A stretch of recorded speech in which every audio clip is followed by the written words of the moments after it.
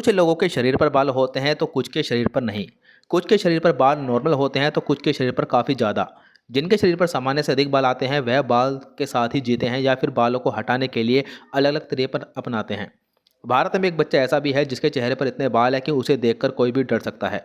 यह मामला मध्य प्रदेश के छोटे से गांव नंदलेटा का है, जहां का रहने वाले एक 17 साल का लड़का एक सिंड्रोम से पीड़ित है जिसके कारण उसके चेहरे पर इतने अधिक बाल हैं।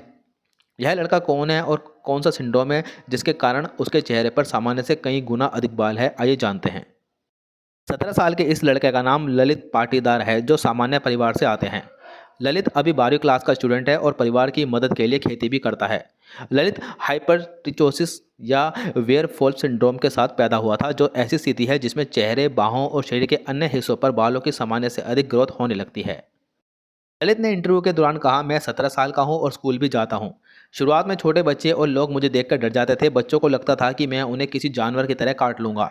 मेरे माता पिता ने मुझे बताया कि बचपन से ही मेरे चेहरे शरीर पर इतने अधिक बाल हैं। मेरे माता पिता का बोलना है कि मेरे जन्म के बाद डॉक्टर ने शेव किया था। जब मैं 6 या 7 साल का था तब तक किसी ने इस ओर ध्यान नहीं दिया। कुछ समय बाद मैंने ध्यान दिया कि मेरे शरीर पर बाल बहुत अधिक बढ़ रहे हैं। लोग मुझे बंदर कहकर चिढ़ाते थे और मुझसे दूर भी भागते थे।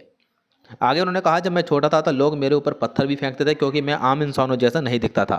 मैं लाखों लोगों में लगता क्योंकि मेरे पूरे शरीर पर बाल थे। मैं भी आम लोगों की तरह जीना चाहता हूँ और खुश भी रहना चाहता हूँ। हाइपरट्रिचोसिस की यह स्थिति जन्म के साथ ही बनती है। इसमें जन्म के समय बच्चे के शरीर पर पाए जाने वाले महीन बाल शरीर में अलग अलग जगह पर दिखने लगते हैं। हाइपरट्रिचोसिस की इस स्थिति में बाल जन्म के साथ असामान्य रूप से बढ़ने लगते हैं, जो जीवन भर बढ़ते ही रहते हैं।